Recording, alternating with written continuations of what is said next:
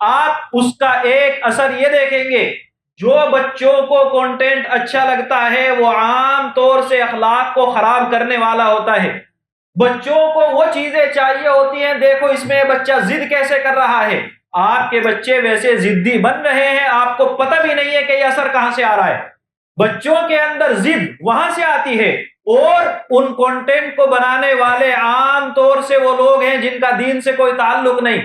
اس لیے ان کے یہاں ایسی ویڈیوز بنائی جاتی ہیں جس میں کسی ایک انسان کو بہت پاورفل دکھایا جائے گا،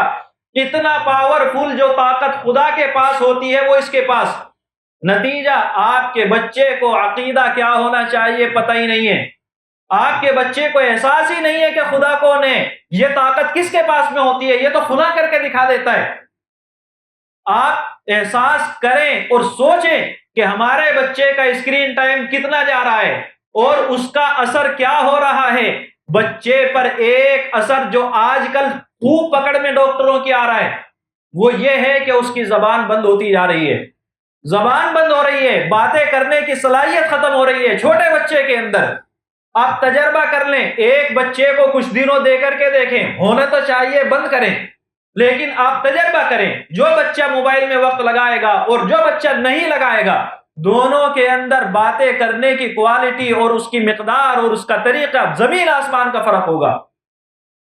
تو خاموشی، ایک دم سے سوچ وچار ایسا لگتا ہے کہ سارے گھر کا بوجھ اس بچے کے ذہن پہ، سارے گھر کی ٹینشن تو اس نے لے رکھی ہے۔ تو یہ ایک چیز ہے جو ہمارے بچوں کو بچپن میں خراب کر رہی ہے۔ اس کے بعد دوسری چیز ہے